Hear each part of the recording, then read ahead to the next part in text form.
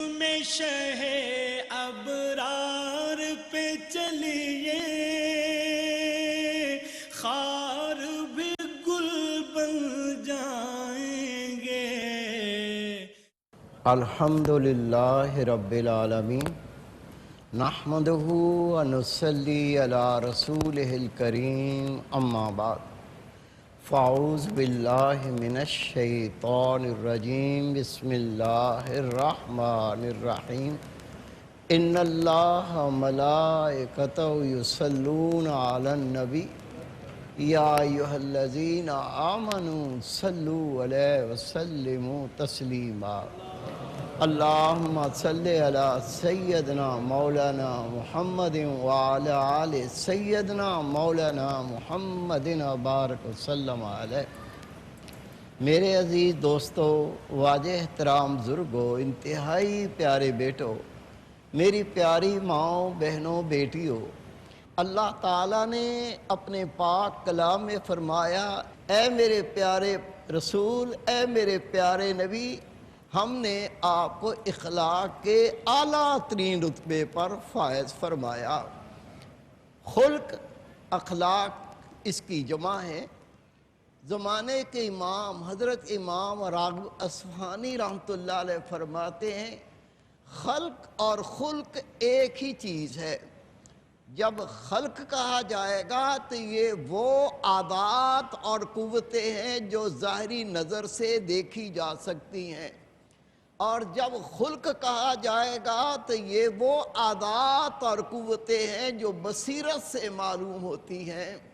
جب رسول کریم حضرت محمد مصطفیٰ احمد مجتبیٰ نور مجسم صلی اللہ علیہ وسلم کے خلق کی بات کی تو اللہ تعالیٰ نے اپنے پاک کلام میں فرمایا، اے میرے پیارے رسول، آپ تو اخلاق کے اعلیٰ ترین رتبے پر فائز ہیں، یعنی آپ کے اعمال اتنے ارفع ہیں، آپ کے اعمال اتنے اعلیٰ ہیں، آپ کی مثل نہ کوئی عمل کر سکا اور نہ ہی کوئی عمل کر سکے گا۔ یہی وجہ ہے کہ رسول کریم صلی اللہ علیہ وسلم کی اطاعت کو اللہ تعالیٰ نے ہر ذات پر واجب قرار دے دیا۔ میرے پیارے بھائی، میرے بیٹے، اللہ تعالیٰ نے اپنے پاک کلام میں فرمایا، تمہاری رہنمائی کے لیے رسول پاک کی زندگی میں بہترین نمونہ ہے۔ رسول کریم حضرت محمد مصطفیٰ احمد مجتبیٰ نور مجسم صلی اللہ علیہ وسلم کے پیارے اصحابی حضرت ابو ذر غفاری رضی اللہ تعالیٰ عنہ روایت فرماتے ہیں کہ رسول کریم صلی اللہ علیہ وسلم نے ارشاد فرمایا، تم جہاں بھی ہو اللہ تعالیٰ سے ڈرتے رہو، اگر تم سے کوئی گناہ ہو جائے تو نیکی کر لو، وہ گناہ کو مٹا دیتی ہے، اور لوگوں کے ساتھ نیک خلق سے پیش آؤ۔ اللہ کے محبوب نے اس حدیث پاک میں 3 احکامات صادر فرمائے۔ پہلا حکم، تم جہاں بھی ہو اللہ تعالیٰ سے ڈرتے رہو۔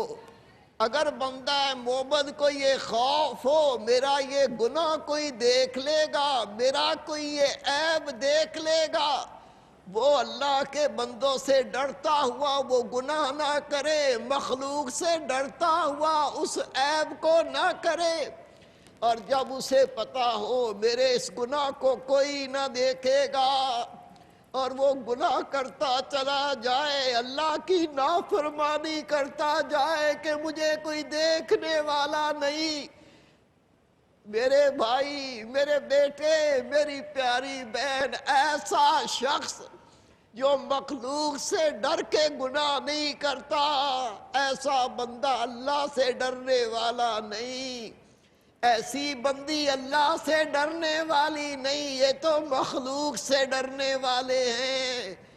لیکن اللہ کے محبوب نے فرمایا، تو جہاں بھی ہو اللہ سے ڈرتا رہے، اس لیے گناہ سے نہیں بچنا۔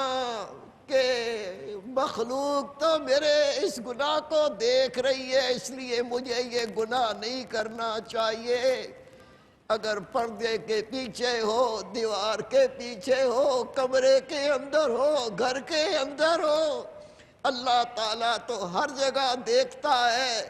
اس بندے کو اللہ کی نافرمانی نہیں کرنی، گناہ اس لیے نہیں کرنا کہ اللہ سے ڈرتا ہے۔ اور دوسرا، رسول پاک نے فرمایا اگر تم سے کوئی گناہ ہو جائے تو نیکی کر لیا کرو، وہ گناہ کو مٹا دیتی ہے۔ یہ گناہ صغیرہ کے بارے میں، چھوٹے گناہوں کے بارے میں آتا ہے۔ چھوٹے گناہ، جب بندہ مومن، اللہ کا بندہ، اللہ کی بندی کوئی نیکی کرتے، اس نیکی کا اللہ ثواب تو دیتا ہے، لیکن اس نیکی کے صدقے چھوٹے گناہوں کو بھی معاف فرماتا ہے، چھوٹے گناہوں کو بھی اللہ مٹا دیتا ہے۔ لیکن حدیث سے ثابت ہے جو گناہ کبیرہ ہے، بڑے گناہ ہیں، اس کی شرط یہ اگر یہ بندہ چاہتا ہے اللہ وہ معاف کر دے تو ان گناہوں سے توبہ کرے۔ اور تیسرا حکم جو اللہ کے محبوب نے فرمایا، جو نصیحت فرمائی، آپ نے ارشاد فرمایا لوگوں سے نیک خلق سے پیش آیا کرو۔ اللہ کے محبوب کے اصحابی حضرت جریر رضی اللہ تعالیٰ عنہ بہت حسین تھے۔ آپ کے بارے میں آتا، کہیں سے گزرتے لوگ نظریں اٹھا اٹھا کے آپ کو دیکھتے تھے۔ متوازن قد تھا، گورا رنگ تھا، موٹی موٹی آنکھیں تھی، اللہ تعالیٰ نے ایک حسین صورت بنائی تھی۔ آپ فرماتے ہیں مجھے رسول پاک صلی اللہ علیہ وسلم نے بلایا، میں حاضر ہوا، میں نے کہا یا رسول اللہ صلی اللہ علیہ وسلم حکم فرمائیں۔ میرے محبوب نے مجھے دیکھ کے فرمایا جریر اللہ تعالیٰ نے تجھے خوبصورت بنایا ہے، تو اپنے اخلاق کو خوبصورت بنا۔ معلوم یہ چلا ظاہر اللہ نے حسین بنایا تھا، لیکن اللہ کے محبوب کا فرمانا یہ ہے تو اپنے باطن کو حسین بنا۔ میرے پیارے بھائی، میرے بیٹے، میری پیاری بہن، میری بیٹی، ہمارے معاشرے میں کوئی مرد، کوئی عورت اس انداز سے اگر بات کرے، آئیے تشریف لائیے، آئیے کھانا کھا لیجئے، آئیے پانی پی لیجئے، ہم یہ خیال کرتے یہ تو بہت اخلاق کا اچھا ہے۔ اسی طرح ہم دیکھتے ہیں کوئی بڑے کا ادب کرتا ہے، چھوٹے سے پیار کرتا ہے، ہم فیصلہ کر لیتے ہیں یہ تو اخلاق میں بہت اچھا ہے۔ میرے پیارے بھائی، میرے بیٹے، پتہ نہیں وہ کسی کو پیار سے بلاتا ہے، کھانا پیش کرتا ہے، پانی پیش کرتا ہے، بڑے کا ادب کرتا ہے، چھوٹوں سے پیار کرتا ہے، یہ کیوں کرتا ہے؟ اس کا تعلق اللہ کے ساتھ ہے، وہ اللہ کے لیے کرتا ہے یا اس کا کوئی نفسانی مقصد ہے یا وہ ریاکاری کرتا ہے؟ اگر اپنے نفس کے لیے کرتا ہے یا ریاکاری کرتا ہے، اس کے بارے میں اللہ کے محبوب نے فرمایا معمولی ریاکاری بھی شرک ہے۔ یہ اعمال نیک خلق تو نہ ہوں گے، یہ اعمال اچھا اخلاق تو نہ ہوں گے، بلکہ یہ تو سراسر گناہ ہیں۔ اور ریاکاری کو تو رسول پاک نے شرک اصغر فرمایا، چھوٹا شرک فرمایا۔ میرے پیارے بھائی، میرے بیٹے، اللہ تعالیٰ نے اپنے پاک کلام میں اپنے پیارے محبوب کے خلق کی تعریف کی۔ آپ تو اخلاق کے اعلیٰ ترین رتبے پر فائز ہیں۔ یہ انسان جسم اور روح کا مجموعہ ہے۔ ہم جب کسی کو حسین کہتے ہیں، اس کے رنگ کو بھی دیکھتے ہیں، اس کے ناک کو بھی دیکھتے ہیں، اس کی آنکھوں کو بھی دیکھتے ہیں، اس کے قد کاٹ کو بھی دیکھتے ہیں۔ کوئی ایک گورا رنگ دیکھ کے کسی کو حسین نہیں کہتا، بندے میں سارا حسن موجود ہو، قد چھوٹا ہو، دانت باہر نکلے ہوئے ہو، اس کو کوئی حسین نہیں کہتا۔ میرے پیارے بھائی، میرے بیٹے، اسی طرح سے باطن کا حسن ہے۔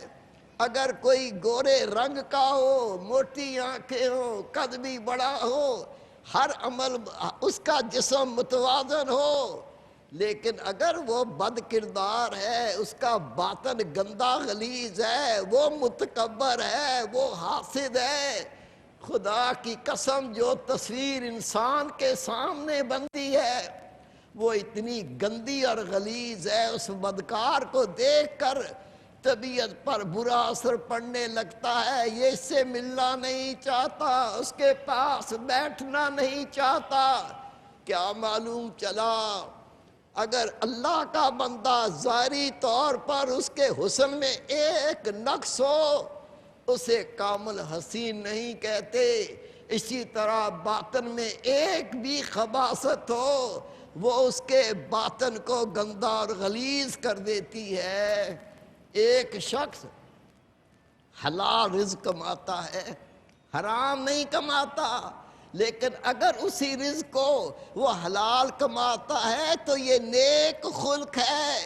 اگر وہ حلال کمایا ہوا مال و دولت فضول خرچی میں ضائع کرتا ہے یا کسی گناہ میں ضائع کرتا ہے، اب یہ بد خلق ہو گیا۔ ایک اللہ کا بندہ خدا کے مومنین سے پیار کرتا ہے، محبت کرتا ہے، اللہ کے مومن بندوں کی خدمت کرتا ہے، یہ نیک خلق ہے۔ لیکن اگر کوئی شخص کسی مومن سے حسد رکھتا ہے، بغض رکھتا ہے، یہ بد خلقی ہے، اس نے اپنے حسن کو ضائع کر دیا۔ میرے پیارے بھائی، میرے بیٹے، اگر کوئی اللہ کا مومن بندہ اپنی بیوی سے محبت کرتا ہے، اس کے حقوق کو ادا کرتا ہے، اس کی ضروریات کو پورا کرتا ہے، یہ نیک خلق ہے۔ لیکن اگر کوئی غیر محرم عورت ہے، اس سے یہ محبت کا اظہار کرتا ہے، اس سے محبت کرتا ہے، اس کی ضروریات کو بڑھ بڑھ کے پورا کرتا ہے، اس کے قریب ہونے کی کوشش کرتا ہے، اللہ کی قسم خدا کا دین اسے بد خلق کہتا ہے۔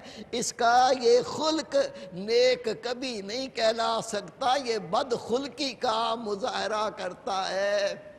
خدا کے رسول تیرے میرے پیارے نبی حضرت محمد مصطفیٰ احمد مجتبیٰ نور مجسم صلی اللہ علیہ وسلم نے جو بھی کام کیے، جو بھی عمل کیے، جن کاموں کو اللہ کے رسول نے پسند کیا، اور وہ احکامات جس کو کرنے کا رسول پاک نے حکم دیا، وہ سارے کے سارے نیک خلق ہیں، اور مومنین کو ان پر عمل کرنے کا حکم دیا گیا ہے۔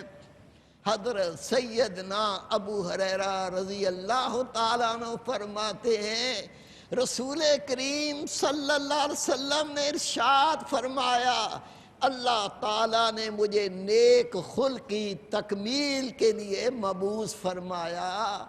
آپ کا دنیا میں آنے کا مقصد نیک خلق کی تکمیل تھا۔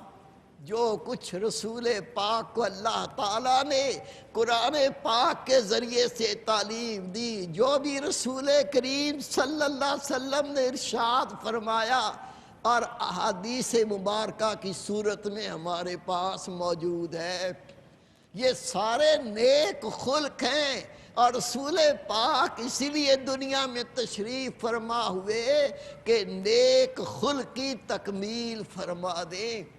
کیا معلوم چلا؟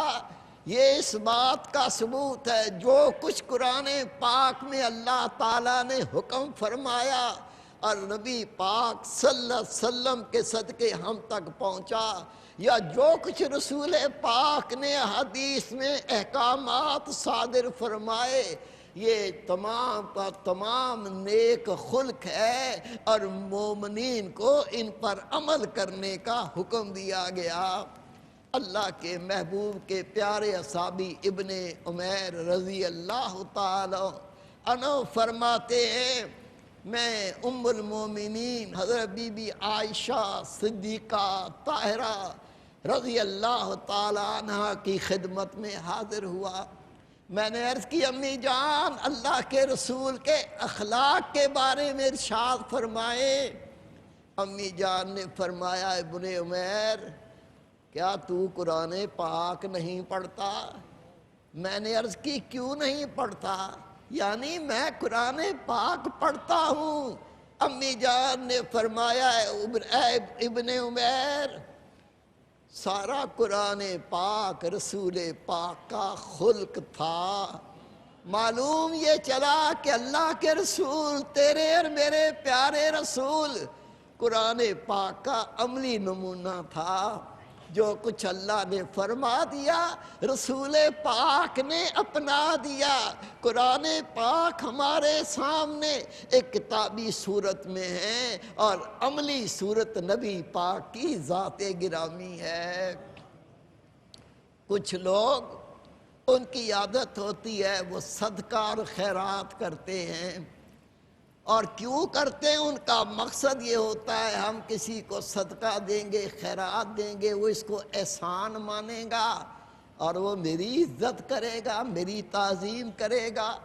ابھی آپ کے سامنے عرض کر چکا ہوں نیکی وہ ہے جو اللہ کو راضی کرنے کے لیے کی جائے، اللہ تعالیٰ کی خوشنودی کے لیے کی جائے۔ جس نیکی کا یہ نیت نہ ہو جو نیکی اس نیت سے نہ کی جائے وہ نیکی نہیں ہے بلکہ وہ گناہ بن جاتا ہے۔ لوگوں کی عادات ہوتی ہیں کسی کو صدقہ دیتے ہیں خیرات دیتے ہیں، اب وہ امید رکھتے ہیں جسے میں نے صدقہ دیا خیرات پہنچائی وہ میری عزت کرے گا وہ میری تعظیم کرے گا، حالانکہ ایسا نہیں ہوتا۔ اس لیے رسول کریم حضرت محمد مصطفیٰ احمد مجتبیٰ نور مجسم صلی اللہ علیہ وسلم نے فرمایا تمہارے مال خرچ کرنے سے تم اگلے کو خوش نہیں کر سکتے بلکہ تم نیک خلق سے اگلے کو خوش کر سکتے ہو۔ جب بندہ اللہ کی رضا کے لیے صدقہ خیرات کرتا ہے تو نیکی بنتی ہے، لیکن اگر یہ چاہتا ہو لوگ میری عزت کریں لوگ مجھے عزت دیں یہ اس کے نیک خلق سے ممکن ہے۔ جب یہ اچھے اخلاق کا مظاہرہ کرے گا خود بخود اللہ کے بندے اس کو عزت اور تعظیم دیں گے۔ نیکی روز اعمال نجات کا ذریعہ بن جائے گی، نیکیاں بھی تلیں گی بدیاں بھی تلیں گی۔ جن کی نیکیاں زیادہ ہوں گی ان کے نیکیوں کے پڑے بھاری ہو جائیں گے، یہی ان کی نجات کا ذریعہ بن جائے گا۔ لیکن اللہ کے محبوب کے نزدیک یہ نیکیوں میں نیک خلقی سب سے بڑی نیکی ہے۔ خدا کے رسول حضرت محمد مصطفیٰ احمد مجتبیٰ نور مجسم صلی اللہ علیہ وسلم نے ارشاد فرمایا دو آدمی جنت میں جائیں گے، ان دونوں کی نیکیاں ایک جیسی ہوں گی، نماز ایک جیسی ہوگی، روزے ایک جیسے ہوں گے، حج ایک جیسا ہوگا، جہاد ایک جیسا ہوگا، لیکن دونوں میں ایک نیک خلق کی وجہ سے جتنا مشرق اور مغرب میں فاصلہ ہے اتنی بڑی فضیلت پا جائے گا۔ میرے پیارے بھائی میرے بیٹے میری پیاری بہن پھر ایک دفعہ دہرا دیتا ہوں جن کاموں کے کرنے کا حکم دیا گیا ان کو اپنا لو وہ نیک خلق ہے، اور جن کاموں سے روک دیا ان سے رک جاؤ یہ بد خلقی ہے، اور نیک خلقی اپنانا ہی کامیابی ہے۔ اللہ تعالی ہمیں عمل کی توفیق عطا فرمائے۔ وما توفیق الا باللہ۔ حکم شہر